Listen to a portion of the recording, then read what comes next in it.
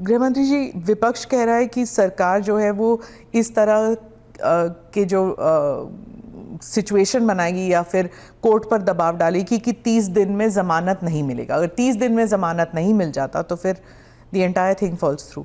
देखिए, ये उनका पद से चिपक रहने के लिए एक अलग प्रकार से बनाया हुआ खूबसूरत आर्ग्यूमेंट है। मैं मानता हूं हमारी कोर्ट्स संवेदनशील है और जब किसी का पद जाता है तो निश्चित रूप से कोर्ट समय मर्यादा में उनकी जमानत के फैसले करेंगे, जो भी होगा उसका। मैं विपक्ष के लिए नहीं लिखा, पक्ष विपक्ष जो भी होगा इसकी जमानत के फैसले तुरंत ही करने की पद्धति भी डेवलप होगी, ऐसा मेरा स्पष्ट मानना है। वो तो कहते हैं कि पॉलिटिक्स ऑफ वेंडेटा होगा, क्योंकि जो इन्वेस्टिगेटिंग ऑफिसर है, जो पुलिसिंग है, वो सब सेंट्रल के कमांड में आ जाता है। पूरी चीज में से आपकी सरकार है तो फिर पूरी चीज में से कोर्ट को बाहर ही रख रही हो। तो कोर्ट जाने से पहले इन्वेस्टिगेशन भी तो होगा ना। इन्वेस्टिगेशन तो पुलिस के हाथ में। मैं समझ गया, इन्वेस्टिगेशन हो गया, गलत हुआ, मान लीजिए आरोप भी मान लीजिए, अरेस्ट भी गलत हुई, तो 30 दिन में कोर्ट कहेगा अरेस्ट गलत है। और वेंडेटा की बात कांग्रेस पार्टी कर रही है, इनको शोभा नहीं देता जी।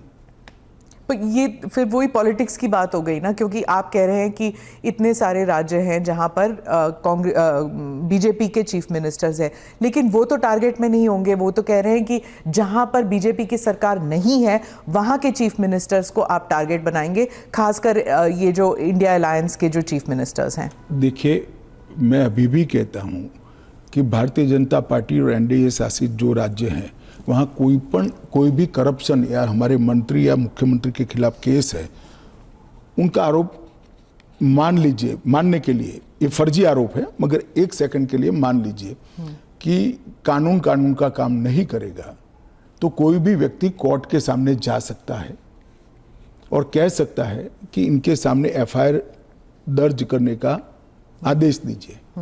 और जब उनकी सरकार थी और वो ऐसा करते थे, तब बहुत सारी जांच कोर्ट के आदेशों से शुरू हुई है। यूपीए 2 में कम से कम 12 केस में गिना सकता हूं जहां कोर्ट के ऑर्डर से सीबीआई की जांच हुई है और सारे लोग फंसे हैं। पर वो उस टाइम तो उनकी सरकार थी, अभी आपकी सरकार है। वो कह रहे हैं कि चाहे डीएमके हो या आम आदमी पार्टी हो, आप सबके नेताओं को आप जेल में डाल देंगे। ऐसे नहीं हो सकता है, ये संभव ही नहीं है, क्योंकि कोर्ट तुरंत इंटरवीन करेगी अगर इसके अंदर एफआईआर के अंदर या अरेस्ट के अंदर तत्व नहीं है तो अरविंद केजरीवाल का उदाहरण भी देते हैं कि इस प्रावधान के अनुसार अगर उन्हें जमानत 30 दिन के भीतर ना मिलती तो वो भी वहीं पे पड़े रहते, जेल में पड़े रहते, और उनको फिर वो चीफ मिनिस्टर पद से भी हटा दिया। जमानत उनको एक कानून आया ही नहीं था, फिर भी मिल गई थी। हाँ, मगर इतना जरूर होता, अगर ये कानून होता तो उनको इस्तीफा दे देना पड़ता। वो जो मैं मानता हूं कि देना चाहिए। बाहर निकलकर जब पब्लिक विरोध करने लगी तो उन्होंने दे भी दिया, मॉरल ग्राउंड पर ही दिया। अब कानूनन देना पड़ेगा, इतनी ही बात है। तो चुनाव फेस करने के पहले उन्होंने मॉरल ग्राउंड पर इस्तीफा देकर आतिशी जी को दिल्ली की मुख्यमंत्री, क्योंकि जैसे ही घूमने लगे पब्लिक ने सवाल करे।